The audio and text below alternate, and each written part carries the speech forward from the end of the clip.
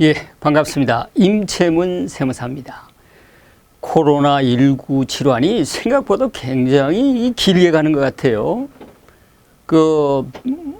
올해 중반에 이제 상정법 강의 계획이 여러 군데 잡혀 있었는데 이것이 이제 다 우리 이 코로나19 사태로 다 취소가 되고 또 이렇게 집합적으로 모여서 교육할 수가 있는 그런 형편이 안 되기 때문에 이렇게 동영상으로 우리 회원들께 인사를 드리게 됐습니다. 지금 이 시간에는 개정세법 해설, 그러니까 2020년 벌써 지금이 이제 7월이 거의 다 갔으니까 연초부터 시행된 그 상정법 개정세법 해설 이 부분을 좀 늦은 감이 있지만 안내를 해드려서 올해 상정법을 우리 회원님들이 적용하는데 될 수 있으면 차질이 없이 조금이라도 도움이 되면 좋겠다 싶어서 이런 강의를 마련하게 됐습니다. 저는 간단하게 소개를 하자 그러면요. 한국세무사 회 상속증여세 전문상담위원으로 활동하고 있습니다. 이건 뭐냐고 그러면 한국세무사회에서 세무사 회원들이 상속증여세 업무를 하다가 궁금하거나 좀 난해한 부분이 있으면 서면으로 질의를 하면 전문상담위원 몇 사람이 선택해서 누구든지 그렇게 회원들께 서면으로 회신을 해주는 그런 위원들을 이렇게 그런 위원들이 몇 분 계시는데 제가 10년 동안 계속 하고 있습니다. 그래서 우리 회원님들이 이 코너를 통해서 도움을 받았다고 이렇게 얘기를 해줄 때마다 저도 굉장히 기쁘고 또한 이 코너가 우리 세무사회 회원들을 대상으로 상부상조한다는 그런 취지에서 굉장히 보람과 자긍심을 느끼고 있습니다. 그리고 2011년도부터 매년 상속증여세 이 해설책이라는 이 책을 세법이 개정될 때마다 꾸준히 이제 이 책도 출간한 지가 벌써 10년이 됐네요. 이 책에 개정세법 내용들이 다 들어 있습니다만은 특별히 이 시간에는 상속증여 개정세법 부분만 가지고 안내를 해드리도록 하겠습니다. 먼저 이제 가업상속공제 이 부분을 살펴보겠습니다. 이 부분은 굉장히 대폭적으로 이렇게 개정된 부분이 되겠습니다. 먼저 이제 사후관리 기간이 종전에는 10년에서 7년으로 이렇게 3년이나 단축이 됐어요. 그래서 이렇게 사후관리 기간이 단축됐다는 것은 그만큼 가업상속공제가 그만큼 유리해졌다고 봐야 되겠죠. 참고적으로 말씀을 드리면 가업상속공제는 1년에 한 50건에서 80건 정도 이루어지는데 가업상속공제 대상 금액이 200억, 300억, 500억 해도 우리 평균 잡고 보면 상속세를 납부하시는 분들의 평균적으로 가업상속공제 받는 그 금액이 보통 보니까 20억에서 30억이더라고요. 금액은 굉장히 큰 것처럼 보여도 평균 잡아서 가업상속공제 금액은 그렇게 큰 금액은 아니다. 그러니까 범위 한도 금액보다는 큰 금액이 아니다. 그런 것을 볼 수가 있고요. 여기서 이제 7년으로 기간이 단축됐다고 했는데 올해 또 바뀐 것이 종전에는 정규직 근로자 수가 매년 10년 동안 매년 80% 이상이고 또 고용 인원이 10년 동안 100% 중소기업일 때는 중견기업일 때는 120% 이렇게 고용유지 요건을 갖춰야 하는데 이것도 상당히 변화가 좀 있었죠.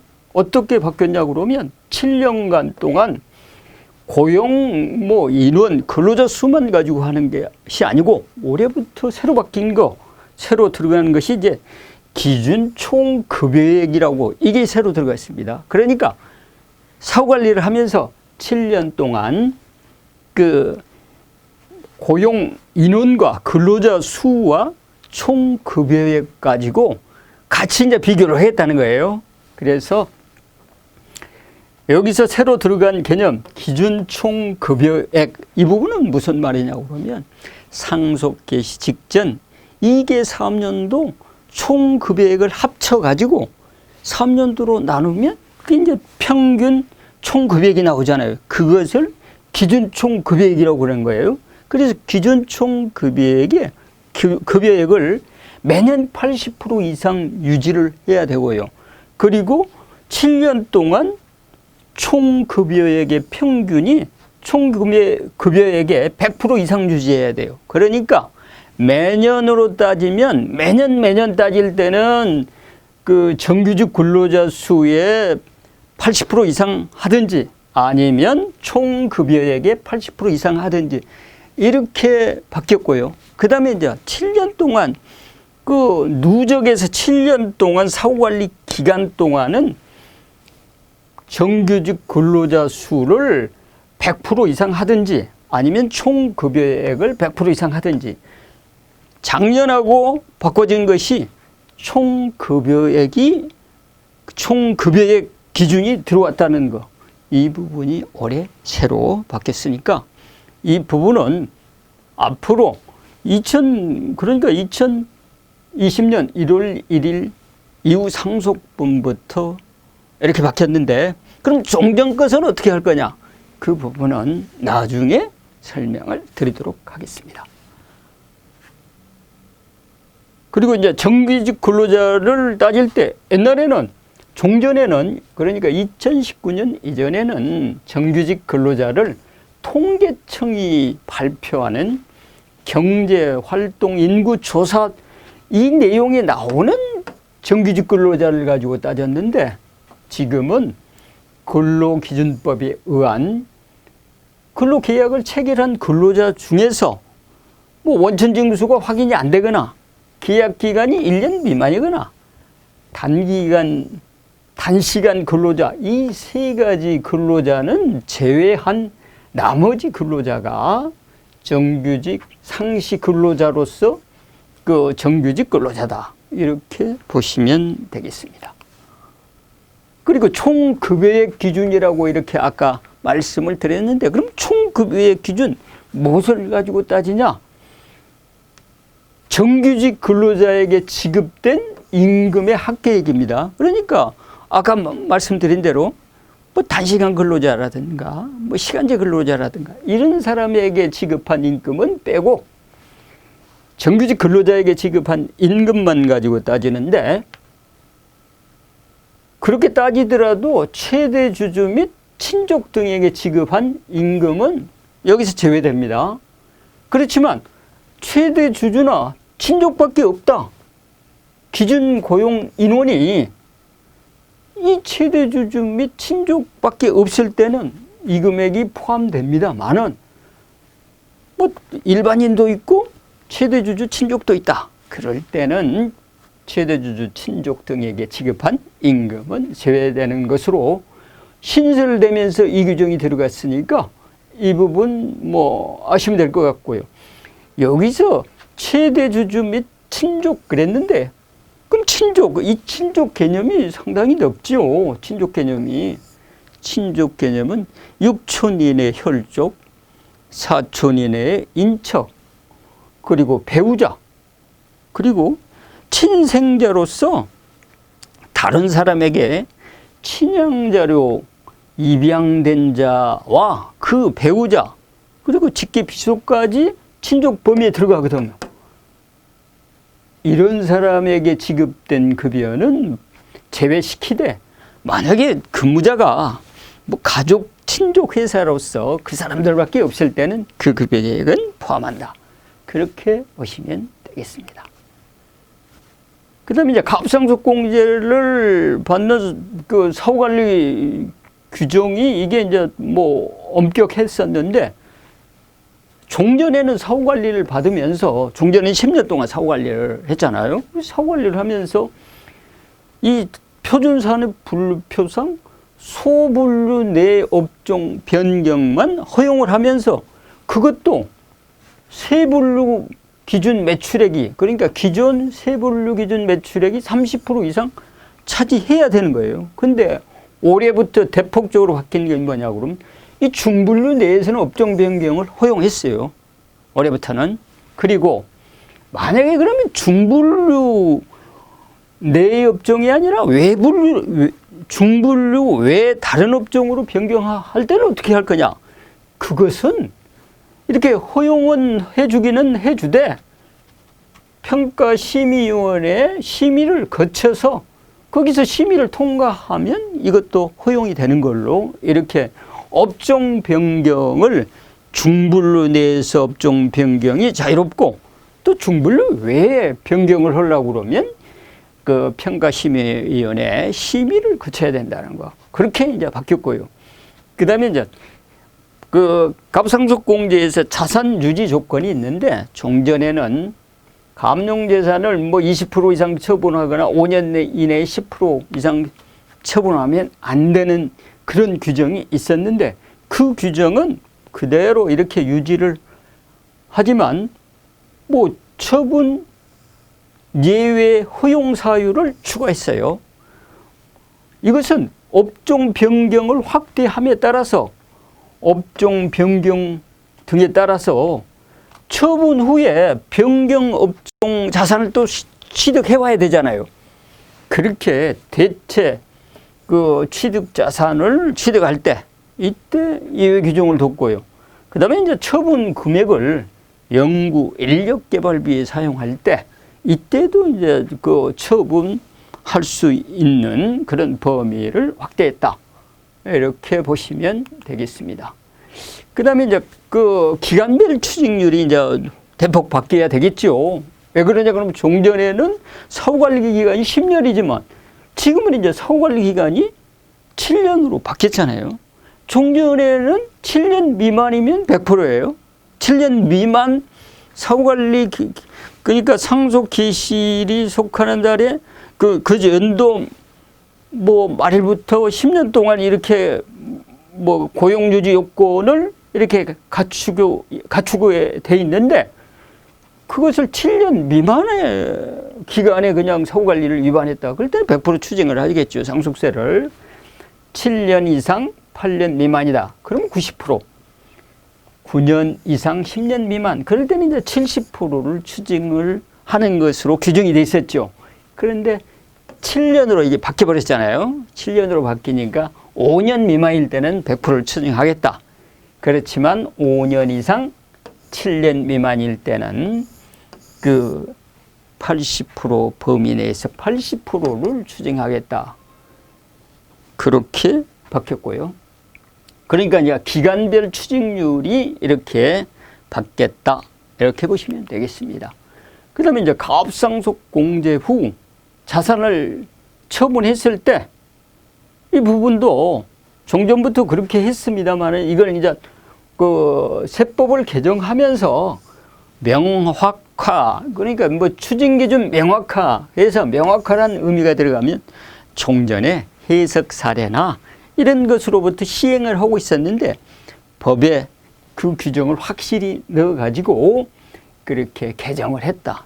그런 쪽으로 보시면 되겠습니다.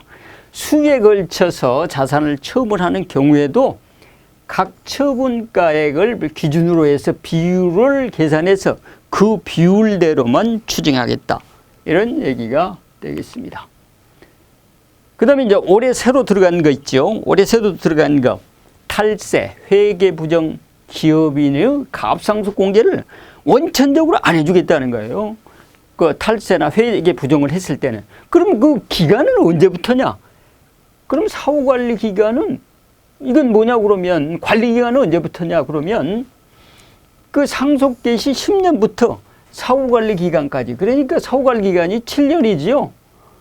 지금 7년으로 바뀌었으니까요. 그러니까 그러면 상속 개시 10년 전부터 사후관리 기간인 7년 한다고 그러면 17년 동안 탈세나 회계 부정 있으면 이건 갑상속 공제를 아예 원천적으로 안 해주겠다는 거예요.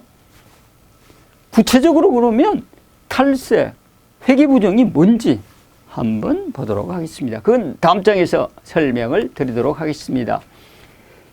이 갑상속 공제가 배제되는 뭐 이렇게 탈세, 벌금형 살펴보시면요. 포탈세액이 3억 원 이상이고 포탈세액 등이 납부해야 할 세액의 30% 이상이거나 아니면 포탈세액이 5억 이상인 경우 여기는 갑상속 공제가 배제되고요. 그 다음에 이제 회계 부정이 있는데 회계 부정은 뭐냐 그러면 재무제표 변경 금액이 자산 총액의 5% 이상인 경우에는 이건 회계 부정으로서 갑상속 공제가 배제되는 거예요. 그래서 이 부분은 그 2020년부터 탈세 회계 부정을 하는 경우부터 적용이 되는 거예요. 그러니까 2020년 1월 1일 이후 상속이 개시되는 분부터 적용된다. 이렇게 보시면 되겠습니다. 그럼 이제 2020년 이렇게 대폭적으로 갑상속 공제가 바뀌었는데 그럼 종전규정은 적용하던 사람이 10년 사후관리 규정을 적용받은 사람이 그럼 이렇게 개정이 됐는데 개정 규정에 대한 적용례가 어떻게 달라지는지 보도록 하겠습니다. 사후관리 기간은 아까도 말씀드렸다시피 종전에는 10년이었죠. 그러니까 2019년 12월 31일 이전에 상속받았으면 사후관리 기간이 10년이니까 이 사후관리 규정, 사후관리 기간 10년 이 부분은 개정 내용대로 이 적용받을 수가 없습니다. 7년 된 것은 2007년으로 사후관리를 하는 것은 2020년 1월 1일 이후 상속이 개시된 분만 7년이지 종전에 갑상속 공제가 이루어졌다. 그러니까 2019년 12월 30일 이전에 갑상속이 이루어졌다.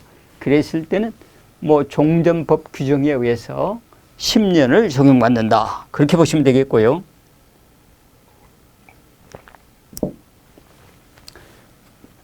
뭐 그리고 또 포탈, 조세 포탈 회계 부정도 이것도 뭐 종전 규정은 적용을 안 해야 맞죠.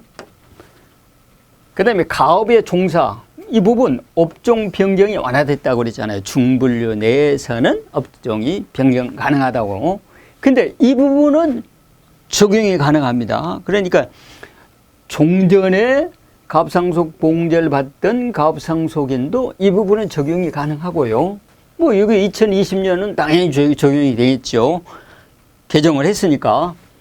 그 다음에 자산 뭐 처분 확대 사유 이것도 적용이 가능하고요. 올해 이제 고용유지 조건의 총급여액 기준이 신설됐다고 그랬죠. 매년 뭐 사후관리 기간 동안 80%, 총 그 사후관리 기간 동안 100%. 이것도 그러니까 매년 80% 이상 총급여 유지 조건이 80% 이상 뭐 이렇게 총급여를 주든지 아니면 매년 그 기준 고용 인원의 80% 이상 고용을 하든지 이 두 개 중에 하나만 이렇게 그 요건을 갖추면 사후관리 요건이 갖춰진 걸로 그렇게 보는 거예요.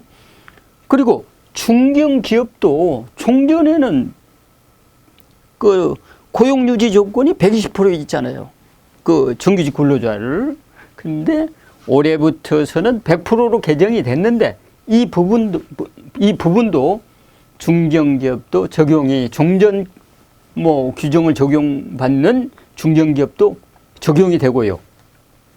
그 다음에 이제 정규직 근로자 범위를 선택할 때 종전에는 통계청이 뭐 고시하는 그 통계청 규정에 따라서 정규직 근로자를 그 따졌는데 2020년부터는 상증법 규정에 따라서 정규직 근로자가 바뀌었잖아요. 이렇게 종전의 통계청 규정에 의한 정규직 근로자 범위를 가지고 사후관리를 받던 사람이 상증법 기준으로 정규직 근로자를 선택을 하려고 그러면 한 번 선택을 했으면 사후관리 기간 동안 이 상증법 정규직 근로자로 쭉 가야 되는 거예요. 뭐 한 번은 통계청, 한 번은 상증법 이렇게 가시면 안 된다. 그러니까 한 번 선택 시 매년 또는 전체 사업기간 계속 적용을 해야 된다. 종전 갑상속 공제 받은 사람도. 그 다음에 추징 시 기간별 추징률은 당연히 종전 규정대로 적용해야지.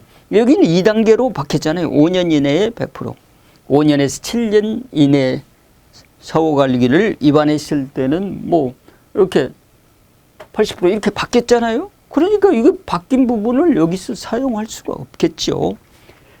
이것이 바뀌어야 이것도 바뀌는데 이건 안 바뀌니까 사후관리 기간은 이제 여기는 10년이에요. 그러니까 작년에 갑상속 공제가 이루어졌다. 그럼 작년에 이루어진 사람은 무조건 10년이고 올해 뭐 갑상속 공제가 이루어졌다. 올해는 7년이죠. 그러니까 올해 갑상속 공제를 받는 사람은 작년에 갑상속 공제를 받은 사람보다도 사후관리 기간이 좀 짧아지는 그런 좀 세법이 개정돼 가지고 그런 경우가 생기네요. 넘어가도록 하겠습니다. 이 부분은 중요한 부분이 되고, 또 갑상속 공제가 뭐 우리 의뢰하시는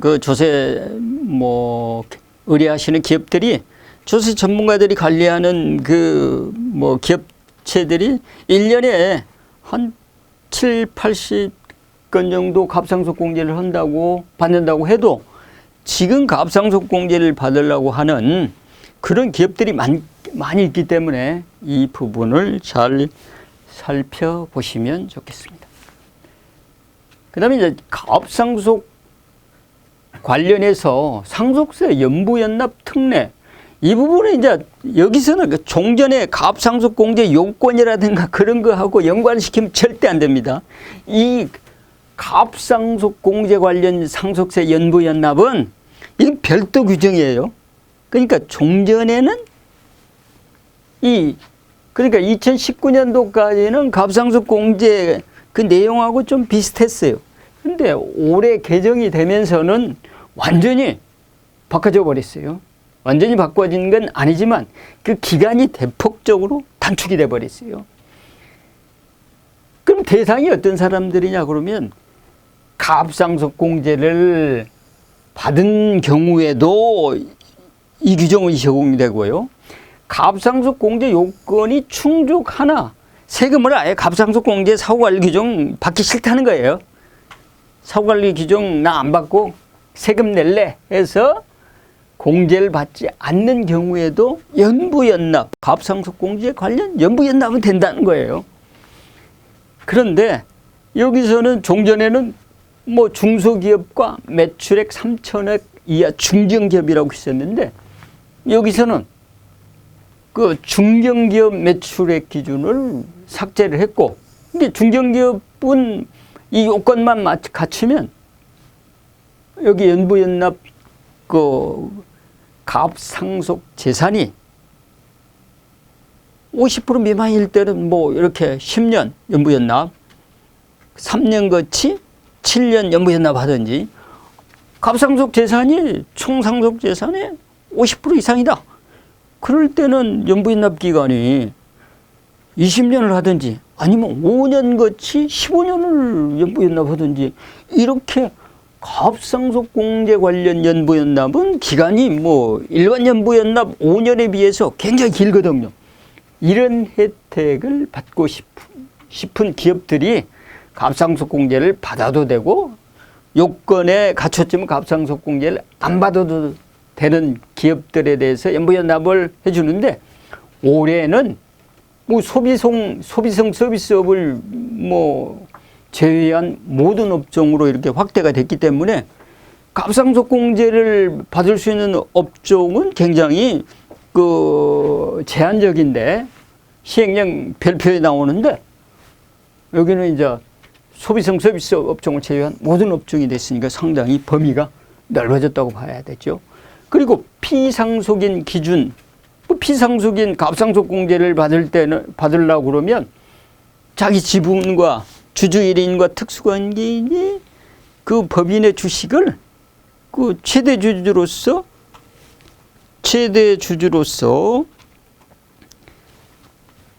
그 10년 동안 50% 이상 이렇게 보유를 해야 되고, 그리고 이렇게 상장 회사라고 그러면 30% 이상 10년 동안 가지고 있어야 되는데, 여기 연납에서는 5년 이상만 가지고 있어도 되고, 대표이사 재직 요건도 뭐 갑상선공제를 받으려고 그러면 가업 영위기간 중에 50% 이상을 하든지 10년 동안 그 대표이사직을 하다가 상속인한테 물려줘가지고 그 상속인이 대표이사직을 상속 개시일 때까지 대표이사직을 유지를 뭐 하든지, 아니면 상속 개시일로부터 10년 중 5년 이상을 이렇게 피상속인이 대표이사직을 유지하든지, 이런 것들이 이렇게 있었는데, 이건 이제 뭐 대표이사직을 뭐 30% 이상 뭐 5년 하고 상속인에게 이렇게 대표이사직을 물려줘서 상속 개시일 때까지 그 상속인이 대표이사직을 유지를 하든지, 5년 중 뭐 3년 이상을, 상속 개시 전 5년 중 3년 이상을 이렇게 대표이사직을 피상속인이 하든지, 이런 경우에 한해서 그 갑상선 관련 연부연납이 가능하기 때문에, 아까도 처음에 말씀드렸다시피 갑상선 공제와 연부연납, 이것은 요건이 완전히 다르다. 올해는 완전히 다른 걸로 변경됐다. 이렇게 보시면 되겠습니다. 그 다음에 이 부분은 뭐 갑상선 조금 뭐 대상을 확대를 했는데, 갑상선 공제를 받으려면 상속인 요건에서 상속인은 상속 개시 전 뭐 2년 이상 가업에 종사를 해야 되잖아요.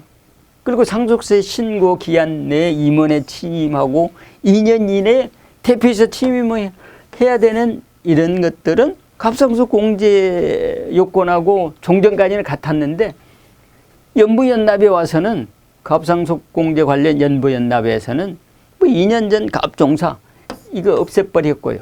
삭제를 해버렸으니까. 그리고 그 대표이사 취임 요건, 임원 취임 요건, 이건 그대로 똑같이 있다. 이렇게 바뀌었습니다. 영농상속공제의 영농종사기간 요건을 좀 완화했는데, 이 말은 뭐냐고 그러면, 영농상속공제를 받으려면 피상속이나 뭐 상속인들이 뭐 상속 개시 2년간 뭐 계속 영농에 직접 종사를 해야 되는데, 이 2년 종사 그 기간에 토지 수용 등으로 종전 농지를 양도를 해가지고 대체 농지를 구입하려고 보니까 빨리 대체 농지가 구입이 안 된다. 그러면 그 1년을 한도로 해서 이 대체 농지 구입 기간은 영농에 직접 종사한 것으로 봐주겠다. 이것이 바뀌었고요. 동거주택 상속 요건, 이거 동거주택 상속 요건 상당히 실무에서 굉장히 저희들이 많이 쓸 수 있는 그런 규정이 되겠는데, 이 부분도 이 요건을 굉장히 꼼꼼하게 따져봐야 됩니다. 공제율이 종전에 80%에서 100%로 상향 조정됐고, 또 올해부터서는 그 공제 금액 한도도 5억 원에서 6억 원으로 상당히 이것도 실제로 적용을 해보면 상속세가 상당히 절감되는, 굉장히 많은 금액이 절감되는 그런 규정이 되겠습니다. 동거주택 상속공제 요건이 3가지가 있는데요. 세 가지를 살펴보면요. 첫째는 이제 10년 동안 소급해서 그 10년 이상 비상속인과 동거 요건이 있습니다. 두 번째는 뭐냐고 그러면 이제 상속 개시일로부터 소급해서 10년 동안 뭐 1세대 1주택 요건이 있고요. 세 번째는 이제 상속 개시일 현재 무주택 상속인이 그 피상속인과 그 상속 개시일 현재 동거를 해야 돼요. 그 동거한 상속인이 받는 그런 상속주택을 말하는데, 여기서 무주택 상속인 여기에다가 피상속인과 공동으로 1주택을 소유한 자도 포함되는 걸로 이렇게 받겠습니다. 이 얘기는 뭐냐고 그러면, 아버지가 살아 계셨어요.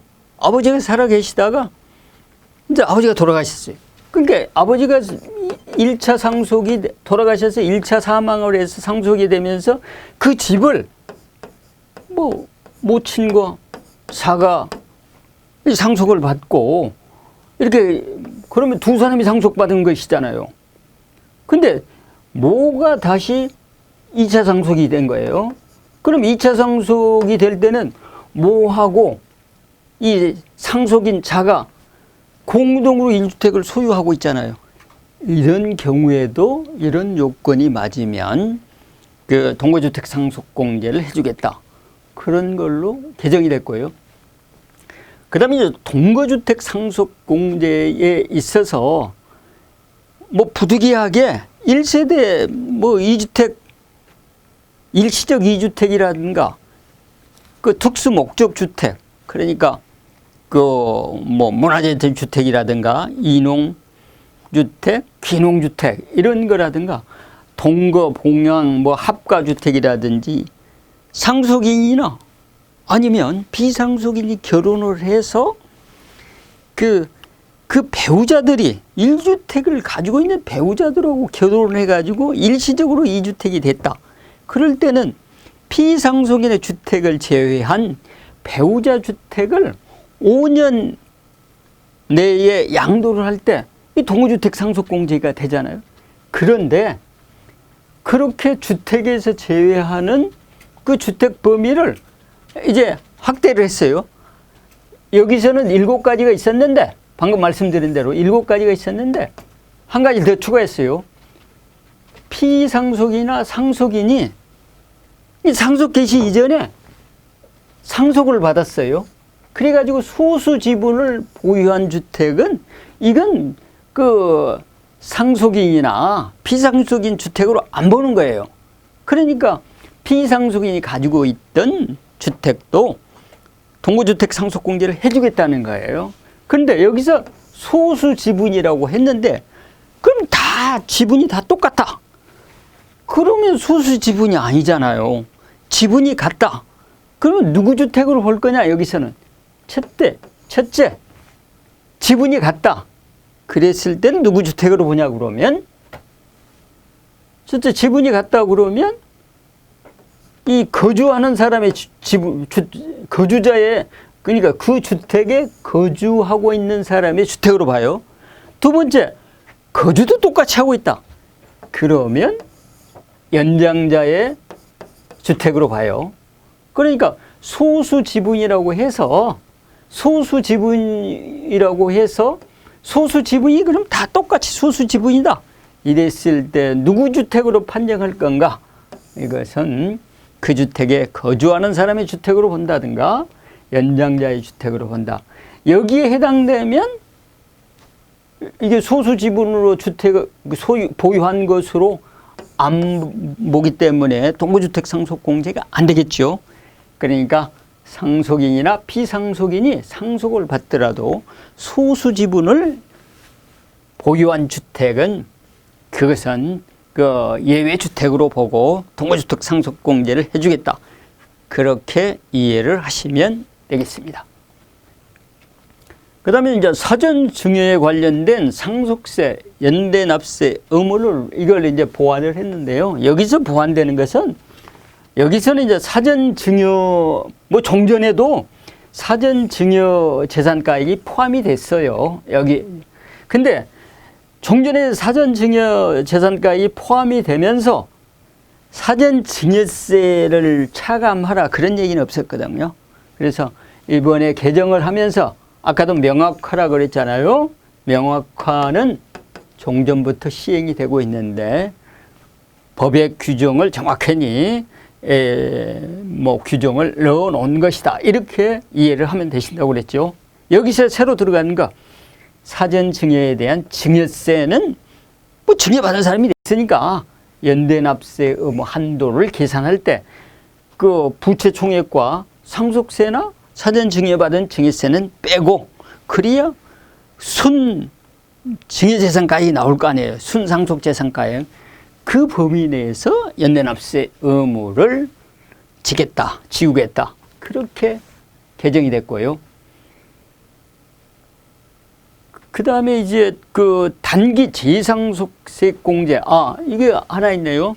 기한 후 신고 시에도 상속공제를 선택 허용한다. 이 말은 뭐냐고 그러면요. 우리 기한 후 신고를 하면, 그러니까 정상적으로 신고 기한 내에 법적 신고 기한 내에 신고를 하지 않고 기한 후 신고를 했어요. 그랬을 때 종전까지는 이렇게 했잖아요. 종전까지는 그 일괄공제 5억 원과 기초공제 그 밖에 인적공제 합친 금액과 신고를 하면 큰 금액으로 이렇게 공제를 받았잖아요. 근데 기한 후 신고를 해도 정상 신고한 것과 똑같이 그 일괄공제 5억과 기초공제 그 밖에 인적공제 중 큰 금액으로 하겠다는 거예요. 근데 제가 이 부분을 실무적으로 보니까 그 일괄공제와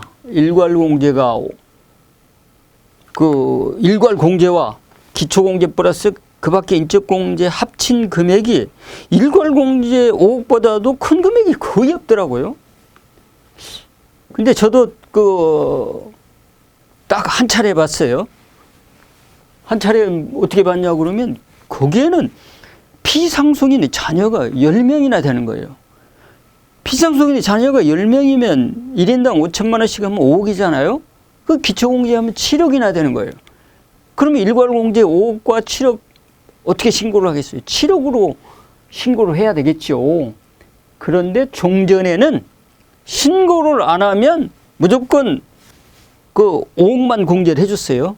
그런데 지금은 이제 기한 후 신고를 해도 그렇게 그 5억과 기초공제 플러스 그 밖에 인적공제 합친 금액 2개 중에서 5억 중에 그 2개 중에 비교한 금액 중에서 큰 금액으로 신고를 했을 때 그 부분도 인정을 해주겠다. 그러니까 기한 후 신고에 대해서 상속공제를 좀 폭을 넓혀줬는데 이게 해당되는 사람이 몇 사람 했을지 모르겠어요. 자, 이게 이제 상정법 30조에 나오는 단기 재상속에 대한 세액공제 규정을 명확화했는데 이 부분에서 바뀐 부분은 뭐냐고 그러면요. 이 부분은 거의 똑같아요. 거의 똑같은데 종전에는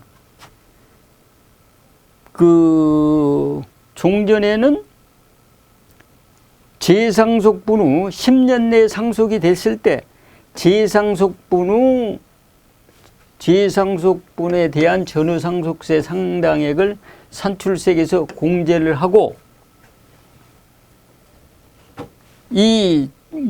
공제를 해주는 것이 거의 비슷한데 올해 새로 들어간 것은 사전증여재산도 이게 단기 재상속세공제에 해당되는 재산에 포함시켰다는 거예요. 그러면 사전증여재산이 들어갈 수 있는 것이 1차 상속을 하기 전에 사전증여한 그 금액이 그 상속세 과세가액에 합쳐질 수가 있고 그 부분이 이제 1차 상속 받은 그 상속재산 중에서 그 재산이 2차 상속 되기 전에 사전증여로 이렇게 상속 개시 전에 사전증여를 할 수가 있잖아요. 그러면 2차 상속된 그 사전증여 재산가액도 그 단기 재상속 그 공제 대상 재산가액에 포함이 된다는 거예요. 근데 종전에도 그렇게 했는데 그 종전에는 이제 그렇게 한 것이 그 기재부 해석 사례나 해석 사례로 이렇게 해당이 됐는데 이제 법에 그 명문 규정으로서 이렇게 넣었다 이렇게 보시면 되고요. 이제 계산식을 보시면 계산식이 뭐 이렇게 분자의 분수도 들어가서 복잡하게 보입니다. 그런데 실은 복잡한 거 없어요. 전후상속세 곱하기 뭐 이게 분자가 있기 때문에 복잡하지만 이렇게 약분을 해버리면 전후상속세 곱하기 전후상속재산가액분의 재상속분의 재산가액 이렇게 약분이 되는 거예요. 그래서 그러면 이 재상속분의 재산가액은 뭐냐? 재상속분의 재산가액은 전후상속재산가액에서 전후상속세 상당액을 차감해 주는 거예요. 그러니까 전후상속재산가액에서 전후상속세 이 재산가액에 대한 상속세 상당액을 빼주니까 이 금액하고 이 금액하고 똑같은 그 금액이 분모와 분자에 올라간다고 하더라도 상속세 상당액만큼 빼주니까 분자가 좀 적겠죠. 그런데 올해는 이 부분을 삭제를 해버렸어요. 이 부분을. 이 부분 삭제, 또 이 부분 삭제. 그러니까 여기 있는 그대로 계산식대로 해주겠다는 거예요. 그래서 작년보다도 훨씬 더 계산하기는 더 쉽게 됐어요. 왜 그러냐고 그러면 전후상속세 상당액을 차감해 준다는 이 말을 삭제를 해버렸기 때문에 계산하기는 올해부터 훨씬 더 쉽게 받겠다. 그런데 올해 새로 들어간 건 뭐냐? 이런 것들은 삭제를 했기 때문에 계산하는 방법은 더 쉬워졌는데 올해 새로 들어가는 것은 이렇게 계산해서 나온 세액이 공제 한도액이 있는데 산출세액에서 증여세액과 외국납부세액 여기서 무슨 세액이 나올 거 아니에요?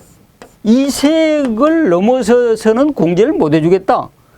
그러니까 이거보다도 이게 이제 산출세액에서 증여세액하고 외국납부세액 공제를 하면 상속세 추가 납부세액이 되잖아요. 추가 납부세액이 넘는 부분은 공제를 못 해주겠다. 이 말은 이렇게 그 단기 재상속 세액 공제를 통해서 환급은 안 해주겠다. 그런 의미로 받아들이시면 돼요. 이 공제 한도액은. 예. 그래서 뭐 첫 시간은 상속 부분까지만 뭐 이렇게 살펴봤고요. 다음 시간에는 이제 증여세 부분, 평가 부분, 그리고 뭐 연부, 연납, 물납 부분에 대해서 그 말씀을 드리도록 하겠습니다. 고맙습니다. 다음 시간.